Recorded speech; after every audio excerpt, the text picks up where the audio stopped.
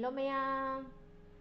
Sonia's kitchen da Sonia na mayam bu muka taram nu okjari mayam khurumjari adong mayam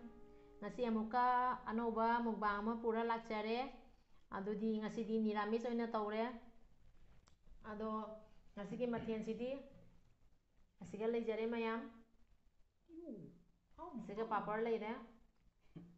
papar ama leire angaubaga chaka leire adugaidi simple ni siga kot chanaba simple kot chanaba jengbiu mayam tengno ne adugaidi asiga jongchak ne segi manase adugaidi asise patak chari lotus manasu hainai ado sagena leire adugaidi chamos payaktre kunna khothadron adugaidi asiga akogi niramis iromba leire mayam hawai sangbiga alu ga tawra jenamna tawra niramis ironjare ado chamos payaktre mayam chamos ujarake uja chamos lemta paibiro ngasi mayam ngasi di nungthang da oina namjare akhoi mukbang se nahangai nungthang da nongphaw namde ngasi di numidang da oina namjare ado niramis iromba kuire chadaba ngasi chase niramis iromba oina chaba haujarage adudi iromba se siga leire mayam uraba hawai sangbi se akhoi sajana adumaina hawai sangbi anoba asangba ama thoiyaba aduduni mana masing kanana jamna chai mayam haibiro asanga banje kanana chagalli mayam haibiro adudi mayam chaba haujarage mayamna nungsibiduna ai channel sibu mayam kit namjanbiu share tobiramo share tobiramo like tobiyo anoba ichinau singna anona ngasi jengba taragadi subscribe tobiraba kaubiganu ichinau mayamna support tobiduna asum nungsibiduna akhoi channel sibu jengbiyo ado hujik mayam chaba haujarage ado start akhoi inau yam nungsi yam thagatchari adugaidi LD khuman inau nasu share tabiba yam nungsi asmaina mayamna sum channel sibu support tawra pubiyo akhoi daidi pikna horakpa ichinau mayam akhoi su pikna haujarakpani subscriber 1 dagi tawna 2 karaini 2 dagi tawraga 100 jaurakpani 100 te tawra asmai tapna sum kajarakpani ko mayam aduna akhoi di asum channel pikpa chawba kisum khande ando channel se pi haina su akoina leina khara ma apikpa channel dumai khanbado khanagumsi akhoi khande haina su ai khanjai adudi akhoi gi hujik inau di akhoi gi di jam nungsiba inau ni jam ma se channel chawrasu akhoi mayam ga jamna support tobi akhoi mayam da yam nungsi inau LD khuman su yam nungsi adugi akhoi gi ichi ama lei apai it saina masu lakh subscriber jawdrobani exactly saronena ado adu iche dusu yam nungsi akhoi Canada gi punsi iche masu yam nungsi adugi sumba matam sangde haure haraga khangnaba akhoi iche kebola isu jam thagat ningai ni masu akhoina akhoina hairuba comment torba khudingi ko iche na chapchabi pakhum bibirei yam thagatchari iche nanauna iche busu khuramjari nanaugi channel sibu iche na su support tobiyo share khara tobiyo iche kebola busu mayam ai sakom se uredana share tobiyo iche kebola busu khuramjari Canada gi punsi adugaidi akhoi apai iche su yam nungsi adumaina inau LD khuman mayam pon mokusu nungsiba phongdokchari adu loila noinana nauna haugalaiba ichinau mayam punamang akhoi loi support tawra chapminasi mayam adudi chaba horage ko mayam simple ni niramis ni adudi chaba haujarage iromba se niramis iromba ni mayam mana ngangba aina loiba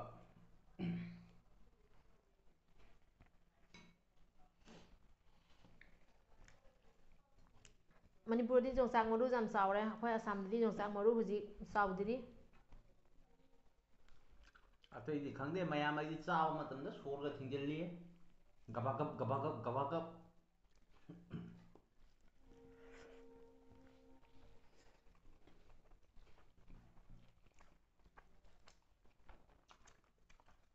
mayam niramis iromba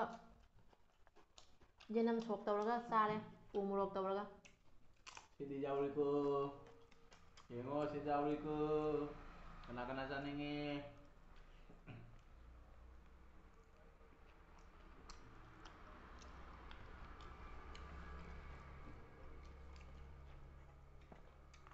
ꯑꯣ ꯃꯌꯥꯝ LD ꯈꯨꯃꯟ ꯑꯗꯩꯗꯤ DL ꯈꯨꯃꯟ ꯏꯆꯤꯟ ꯏꯅꯥꯎ ꯑꯅꯤ ꯃꯄꯨ ꯅꯨꯡꯁꯤꯕ ꯐꯣꯡꯗꯣꯛꯆꯔꯤ ꯃꯤꯔꯥꯃꯤꯁ ꯏꯔꯣꯝꯕꯁꯦ ꯍꯥꯎꯏ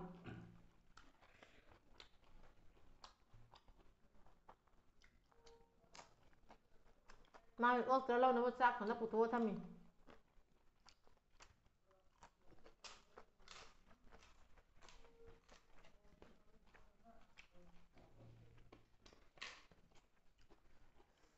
ꯂꯣꯇꯁ ꯃꯅꯥꯁꯦ ꯍꯥꯎꯕ꯭ꯔꯥ ꯌꯦꯡꯁꯤ ꯃꯌꯥꯝ Hauri.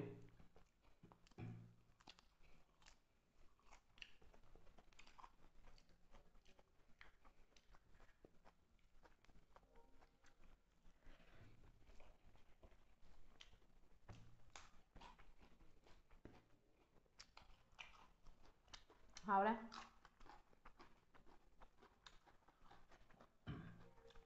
Mayam matiin ka jamde ko. Simple.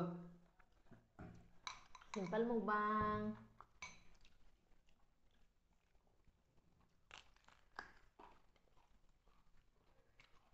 Mayamna khanbiganu ko asibu kari mukbang no ne gaina. Upai dandoin.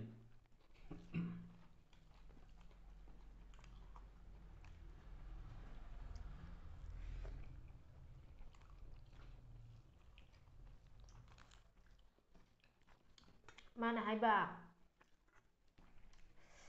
asumai sujam simple mukbang sum thagatkadra haiba aina badu sum thangasi mayamgi sum thangatkrabine khoi thangatadi nungaite mayamnasu video ngairamgadra kai wakhando khanjayaba Khanbro mayam.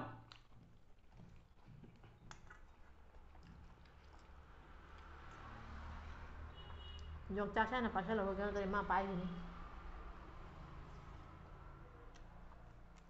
sabada mamai ka hangalakte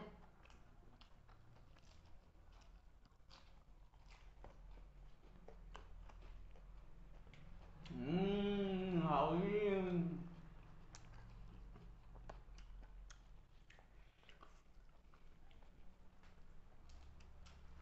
Chang nyamu di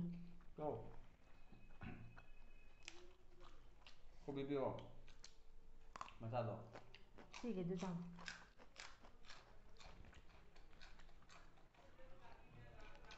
magi sana ma mayam na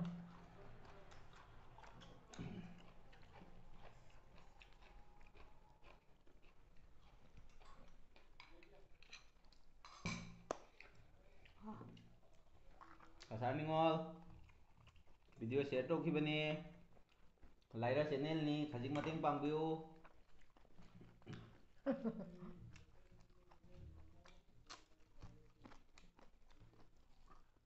Kaisamgi makhal matheli che. Mateng pangbiu. Chang ma toy na wan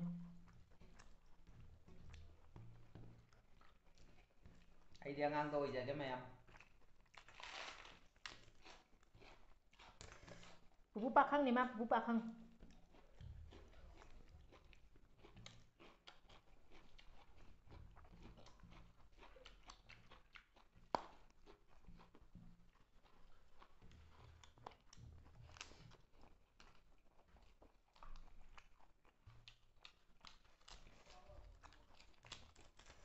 Romita su chaba jeng nungai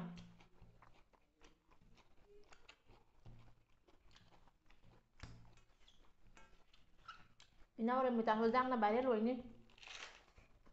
chaba jeng nungai hawada mal chai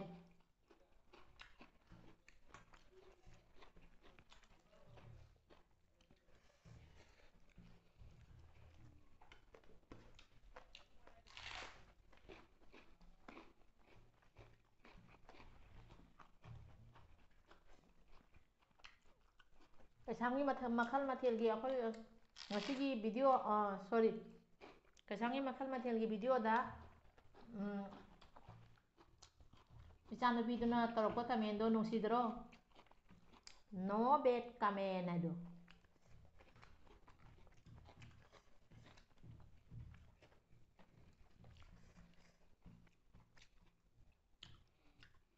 Anukuman.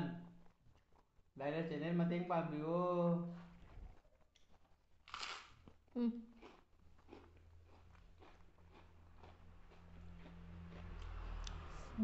Binod na heli ko visa mo di. ꯑꯩꯈꯣꯏꯒꯤ ꯏꯅꯥꯎ ꯗꯦꯕꯤꯠꯅ ꯆꯥꯕ ꯃꯊꯦꯜ ꯃꯌꯥꯝꯗꯣ ꯆꯝꯐꯨꯠ ꯃꯌꯥꯝꯗꯣ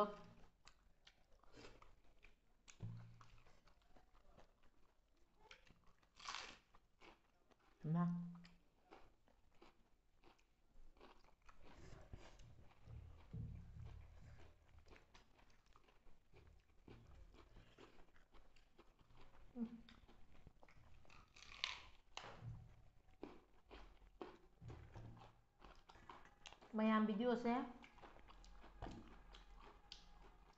ꯂꯣꯏꯐꯥꯎ ꯌꯦꯡꯕꯤꯌꯨ ꯅꯨꯡꯁꯤꯕꯅꯤ ꯏꯆꯤꯟ ꯏꯅꯥꯎ ꯃꯌꯥꯝ ꯁꯞꯄꯣꯔꯠ ꯇꯧꯕꯤꯌꯨ ꯍꯥꯡꯗꯣꯛꯑꯒ ꯀꯤꯠ ꯀꯤꯠ ꯁꯦꯔ ꯁꯦꯔ ꯃꯌꯥꯝꯅ ꯈꯪꯉꯤꯗꯅ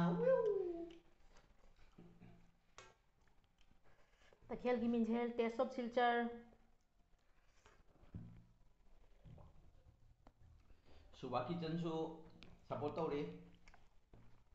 ꯄꯨꯟꯁꯤꯔꯣꯜ ꯏꯆꯦꯁꯨ ꯁꯞꯄꯣꯔꯠ ꯇꯧꯔꯤ ꯑꯃꯅ ꯑꯃ ꯕꯕꯤꯇꯥ ꯑꯩꯈꯣꯏ ꯃꯤꯇꯩ ꯃꯁꯦꯟ ꯑꯃꯅ ꯑꯃ ꯆꯪꯃꯤꯟꯅꯁꯤ ꯁꯞꯄꯣꯔꯠ ꯇꯧꯅꯁꯤ ꯑꯦꯝ ꯔꯨꯃꯤ ꯄꯨꯟꯁꯤꯔꯣꯜ ꯏꯆꯦ ꯏꯁꯩ ꯌꯥꯝ ꯁꯛꯄ ꯅꯨꯡꯁꯤ ꯑꯩꯅ ꯒ꯭ꯌꯥꯟ ꯇꯥꯊꯔꯗꯤ ꯃꯌꯥꯝ ꯈꯪꯒꯤꯗꯅ ꯑꯩꯁꯦ ꯒ꯭ꯌꯥꯟ ꯇꯥꯊꯔꯕꯅꯤ ꯍꯧꯖꯤꯛ ꯃꯌꯥꯝ ꯑꯃꯅ ꯑꯃ ꯁꯞꯄꯣꯔꯠ ꯇꯧꯅꯁꯤꯀꯣ ꯃꯌꯥꯝ ꯐꯖ ꯐꯖ ꯆꯠꯃꯤꯟꯅꯁꯤ ꯃꯅꯥ ꯃꯌꯥꯝ ꯈꯔ ꯂꯦꯝꯃꯦ ꯐꯖ ꯐꯖ ꯆꯠꯃꯤꯟꯅꯁꯤꯀꯣ ꯃꯌꯥꯝ ꯑꯩꯈꯣꯏ ꯆꯦꯅꯦꯜ ꯁꯥꯔ ꯍꯜꯂꯣ ꯃꯌꯥꯝ ꯉꯁꯤꯒꯤꯗꯤ ꯆꯥꯕ ꯂꯣꯏꯖꯔꯦ ꯃꯌꯥꯝ ꯑꯩꯅ ꯍꯥꯜꯂꯤ ꯉꯥꯏꯕꯤꯕꯩ ꯋꯥꯅꯤ ꯉꯁꯥꯏ ꯂꯣꯏꯔꯝꯃꯤ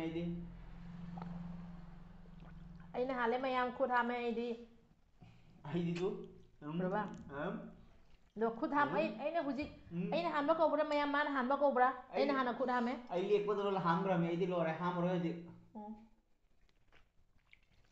ꯑꯩꯁꯦ ꯃꯉꯣꯟꯗ ꯃꯥꯏ ꯄꯥꯏꯁꯤꯜꯂꯅꯤꯕ ꯃꯌꯥꯝ ꯃꯉꯣꯟꯗ ꯄꯥꯏꯁꯤꯜꯂꯅꯤ ꯃꯌꯥꯝ ꯁꯨꯃꯥꯏꯅ ꯑꯩ ꯊꯧꯕ ꯁꯥꯕꯤꯗꯦ ꯄꯥꯏꯔꯣꯏꯗꯕꯅꯤꯅ ꯄꯥꯏꯁꯤꯜꯂꯅꯤ ꯁꯨꯃꯥꯏꯅ ꯀꯤꯗꯤ ꯀꯤꯔꯤꯀꯣ ꯃꯈꯔꯥꯏ ꯊꯦꯡꯗꯣꯔꯦ ꯃꯌꯥꯝ ꯊꯦꯡꯗꯣꯔꯦ ꯃꯌꯥꯝ ꯊꯦꯡꯗꯣꯔꯦ ꯀꯤꯗꯤ ꯀꯤꯔꯤꯕ ꯊꯦꯡꯗꯣꯔꯦ ꯍꯥꯏꯅ ꯑꯗꯣ ꯃꯌꯥꯝ ꯄꯨꯝꯅꯃꯛꯄꯨ ꯈꯨꯔꯨꯝꯖꯔꯤ ꯃꯌꯥꯝꯅ ꯈꯨꯠꯁꯦ ꯑꯝꯇ ꯍꯥꯝꯕꯤꯌꯣ ꯅꯨꯡꯁꯤꯕꯤꯗꯨꯅ ꯑꯩꯒꯤ ꯆꯦꯅꯦꯜꯁꯤꯕꯨ ꯁꯞꯄꯣꯔꯠ ꯇꯧꯕꯤꯌꯣ ꯂꯥꯏꯛ ꯁꯤꯌꯔ ꯇꯧꯕ ꯀꯥꯎꯕꯤꯒꯅꯨ ꯏꯆꯤꯟ ꯏꯅꯥꯎ ꯃꯌꯥꯝ ꯈꯨꯠꯁꯦ ꯑꯝꯇ ꯑꯗꯣ ꯍꯥꯝꯕꯤꯌꯣ ꯃꯌꯥꯝꯁꯦ ꯕꯥꯏ ꯕꯥꯏ ꯇꯧꯔꯣ ꯏꯁꯤꯡ ꯍꯩꯕꯤꯔꯛꯑꯣꯀꯣ ꯑꯝꯇꯪ ꯑꯩ ꯍꯥꯝꯖꯒꯦꯕ ꯃꯌꯥꯝ ꯎꯔꯕꯣ ꯏꯁꯤꯡ ꯍꯩꯂꯤꯁꯦ ꯎꯔꯕꯣ ꯃꯌꯥꯝ ꯁꯤꯅꯤꯁꯦ ꯏꯇꯨ ꯏꯆꯥꯒꯤ ꯁꯦꯕꯥ ꯐꯪꯍꯟꯕ ꯀꯥꯏꯗꯣ ꯅꯨꯡꯉꯥꯏꯕꯅꯤ ꯃꯌꯥꯝ ꯅꯨꯡꯉꯥꯏꯕꯅꯤ ꯁꯤꯅꯤ ꯅꯨꯡꯉꯥꯏꯕ ꯂꯥꯏꯐ ꯍꯥꯏꯗꯣ ꯊꯥꯒꯠꯆꯔꯤ ꯃꯌꯥꯝ ꯁꯕꯁꯀ꯭ꯔꯥꯏꯕ ꯄꯨꯝꯅꯃꯛꯄꯨ ꯇꯧꯕꯤꯔꯝꯃꯣ ꯁꯦꯂꯨꯠ ꯇꯧꯔꯤ ꯂꯥꯏꯛ ꯁꯤꯌꯔ ꯀꯃꯦꯟ ꯇꯧꯕ ꯀꯥꯎꯕꯤꯒꯅꯨ ꯃꯌꯥꯝ ꯑꯣꯜ ꯐ꯭ꯔꯦꯟ ꯂꯚ ꯌꯨ ꯃꯌꯥꯝ ꯑꯗꯨꯝ ꯉꯥꯡꯉꯟ ꯊꯝꯃꯒꯦ ꯍꯧꯖꯤꯛ ꯑꯩ ꯇꯨꯃꯤꯟꯅ ꯁꯔꯛꯇ ꯃꯨꯠꯊꯠꯂꯒꯦꯕꯀꯣ ꯃꯨꯊꯠꯇ꯭ꯔꯤ ꯁꯦꯂꯨꯠ ꯇꯧꯒꯦ ꯃꯨꯠꯊꯠꯂꯁꯤꯔꯥ ꯃꯌꯥꯝ